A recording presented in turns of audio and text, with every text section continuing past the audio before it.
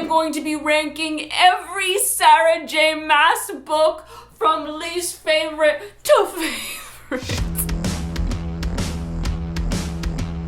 This video has been a long time coming. I've loved Sarah J. Maas, but it's no secret that I love Sarah J. Maas. TikTok has discovered Sarah J. Maas. I'm getting so many comments about how wrong my theories were, and I'm just sitting here like, you don't know what it was like to read Thorns of Glass in 2013 when there were only 2 books out.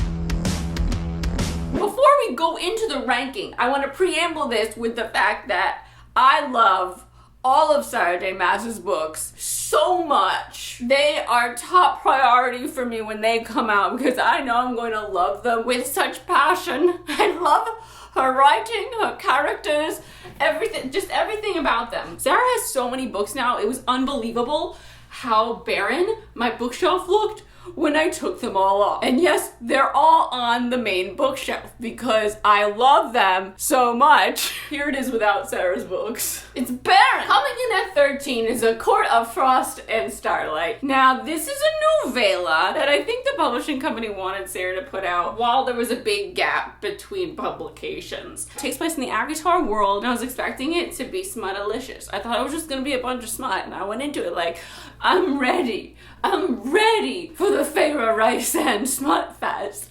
And then it wasn't at all. I have a book talk on it. I have a book talk on every one of these books that I'm going to talk about today. Every single one. So you can go hit that up and we can chat about it together. You and past Christine, who remembers every little detail of all the things. I'll leave links to those playlists in the description. But this was not a bunch of smut. It was just floofity-floof about floofness. You know, it was a little bit of setup for A Court of Silver Flames, and you don't need to read this one. You could. You probably want to, because you get obsessed with Sarah's characters in a way where you have to read everything, but this one, it's just there. It's the only one like that. Goodbye, A Court of Silver Flames. Coming in at number 12, I have The Assassin's Blade, the other collection of novellas by Sarah J. Maas. This is not like A Court of Frost and Starlight. You want to read The Assassin's Blade. There's a lot of amazing stories in this book, and they all tie in other ways in the Throne of Glass world. I think it's probably best read after Heir of Fire, or you can read it in the beginning. But who wants to read a bunch of short stories before they start the first book? Not me! So I read this when I had to, because I knew that certain characters were going to start to come into play more prominently. I just have a thing about short stories. I just don't care as much about reading a short story because it's short, and we're not going to spend as much time with the characters. But once you know the characters and you realize the stories are kind of important to their characters, then you're more invested. I just really think after book 3, after Heir of Fire, or you can read it whenever you want. At 11 on my list is A Court of Thorns and Roses. Now, hear me out. I'm gonna let you finish. I didn't love A Court of Thorns and Roses as much as I had loved any of Sarah's previous books, and I still don't love it as much as I love any of the books that come after it. So, of course, it's landed at the bottom of, like, the full novel list. I don't like Tamlin. I never felt attached to him. I was apathetic, and that's the love story happening in this book. And I think it's also because I have, like, a thing against Beauty and the Beast. Hate Beauty and the Beast. I hate that she falls in love with this dude who kidnapped her dad and her, and is keeping her in a castle, and he's abusive and loud, and he throws snowballs at her that are really big in the movie, and I just don't like it. I think there was an inkling that there were going to be teams, like Team Tamlin and Team Rysand, but we didn't know anything about Rysand in this book. I know I'm saying Rysand's name differently than you want me to say it. I say a lot of the names wrong, and I'm sorry, but I have this weird thing with my brain, and it just, when it reads it wrong, and then I say it wrong for the rest of time, and I really don't like Rysand. It doesn't sound like him, because I love Rysand. I've read so many pages of Rysand. So, A Court of Thorns and Roses, coming in at number 11. It's good, of course. It sets the base for our story. I really think I need to read it again. Of course, I started rereading it, and then I had to read something else that's new, because that's part of my job. So I never got to finish the reread. Okay, I think I already f***ed up the numbering. I think there were 14 books. Moving on to the actual 11. Coming in at number 11 on the list is none other than Crown of Midnight, the second book in the Throne of Glass series. A lot of stuff I just wasn't too excited about happened in this book. I'm not a big Kale fan, okay? I will go down with the Solorian ship, and I did go down with that ship. I went down with it. I went down with that ship. That was upsetting, and then something else upsetting happens, and just a lot of upsetting stuff. I love all the characters, so I devoured it, even though the stuff happening wasn't my favorite. This is my least favorite in the Throne of Glass series, excluding the novellas. Coming in at 10 on the list, we have Book 5 in the Throne of Glass series, Empire of Storms. Now, I loved Empire of Storms. There's just a lot going on in this book. There just wasn't that one big thing that made it stand out above the rest of Sarah J. Maas's book. Like, she writes amazing books, so to top herself in every book, it's just not gonna happen. And this one wasn't my favorite over the other ones. A lot of Dorian stuff in here. We got a lot of Romans, a lot. There's a lot. I really love the cover of this one, but the cover wasn't gonna bump it up the list, but like, wow. Damn. I went back to this a lot because this takes place simultaneously as Tower of Dawn. So the characters that we don't see in Empire of Storms, we're seeing in Tower of Dawn. And it was really cool after reading Tower of Dawn to kind of go back and reference different things in Empire of Storms, but definitely read Empire of Storms first before Tower of Dawn, and don't skip Tower of Dawn. We'll get to that. I don't have to lecture you about that yet. If you haven't read Tower of Dawn, what the f*** are you doing? At number 9 on the Sarah J. Maas list is A Court of Wings and Ruin. A Court of Wings and Ruin. This has been my adult Potter, and I grew up like waiting for the next book and pre-ordering, and that's what Sarah J. Maas was for me through my 20s and now into my 30s. I'm so excited and so invested that I remember where I was when so many of these came out. Those days are burned into my mind because I was so excited, and even if I didn't get to read the book as soon as it came out, because I'm an adult, I've got other responsibilities a lot of the time, and I have to like wait and read it when I'm done with those, I still remember release day. And that's a magical feeling when you have a series that means that much to you. It's so much fun to be so excited about a book release. And if you haven't experienced that, I hope you do soon. I hope you get to wait for a book release. Like, now they're all out, and that's great. You can binge them, and binging is so much fun, but there's a beauty to having those chunks of time in between to theorize. When you don't have to wait, your theories don't get as elaborate, and you don't go into as much detail because you just pick up the next book. Like, what's the point of theorizing? So why is this number 9? This is the finale of A Court of Thorns and Roses, and spoilery to talk about why it's not higher. I loved it, but there were just some things, and I talk about it in my book talk. Go watch it if you want to know more.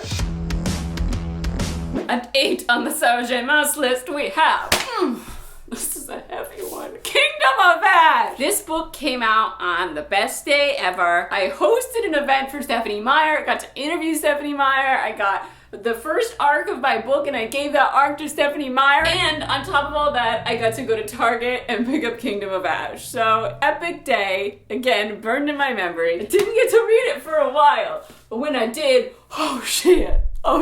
Like, this comes in at 8, only again because Sarah's other books are just stand out more in my mind. But this was amazing. We had a lot of storylines to wrap up. There was a lot of emotion with the witches, a lot going on. All right, folks, we're up to number 7. And coming in at number 7 is the one that started it all, Throne of Glass.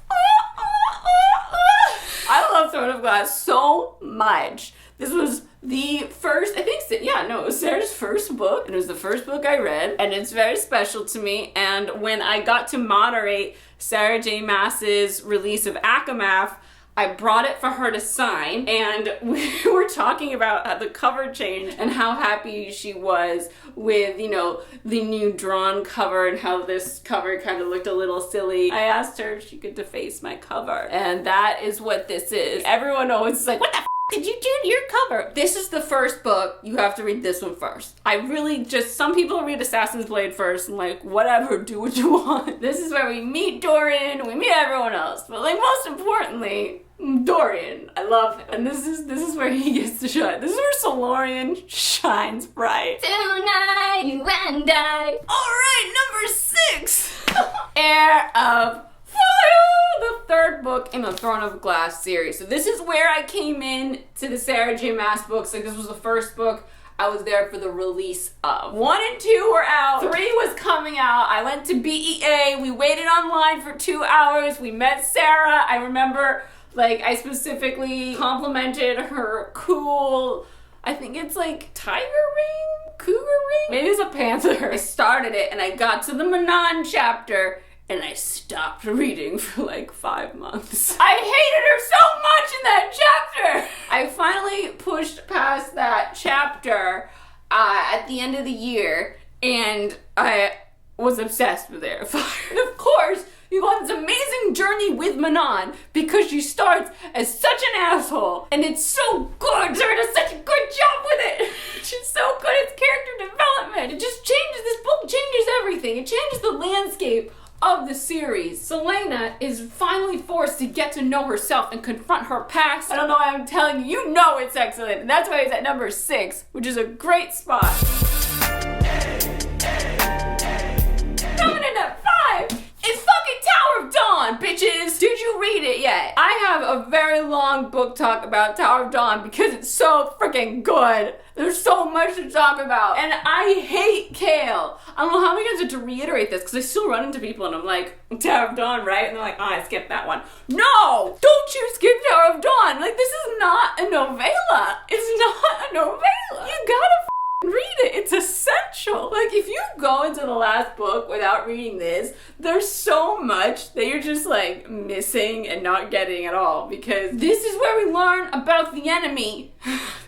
This is where a lot of stuff happens. We meet a lot of important characters. Don't sleep on it. I don't care that you don't like Kale. There's a lot of other stuff going on, and you're gonna like Kale by the end of the book. Trust me on this. I was a big Kale hater. He will win you over, and he will go through some intense character development, and you're gonna wanna... Just stop. Just stop not reading it, okay? Oh, we're about to enter God tier. From 4 on, it was really hard. I just kept switching things around. I hope I'm still happy with what I landed on. At number 4 is A Court of Mist and Fury! So I think some would argue that this is Sarah's best book, and I would argue Sarah has 4 best books. And this is the 4th best book. This is what made me fall in love with the A Court of Thorns and Roses series, because of course I didn't like Tamlin in the first one, and if I don't like the love interest, obviously I lose some of my interest. This is the Heir of Fire of Throne of Glass, except it's like Heir of Fire and Queen of Shadows together. Oh my god, there's so much sexual chemistry. There's so many amazing romance book tropes inside it. Ugh, the end, I remember screaming at the end of this book. I could not get up to do anything for like the last, I don't know, 200 pages. And I was yelling and throwing stuff. I have a very emotional book talk for Acotar. Coming in at 3 is...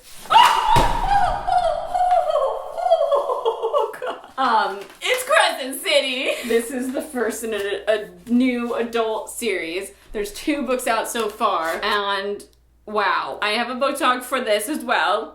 And we have a lot of feelings in this book talk. I think I was crying hysterically in the book talk. There's a great love story, of course, but also there's a great friendship story. And that's what makes Sarah's books so great, too. We don't ever just have very strong love bonds. We have excellent friendship bonds. And I love Bryce. I don't even like Hunt Alathalar. I like him a lot, but I don't have the same attachment to him that I do to Rysand or Dorian. I'm weary, because we know Sarah loves a second love interest. I haven't finished the second book in this series yet. You'll notice it's absent from the ranking, because I'm in the middle of it. But I will book talk it when I'm done, and I will tell you where it fits in my ranking. No spoilers, please.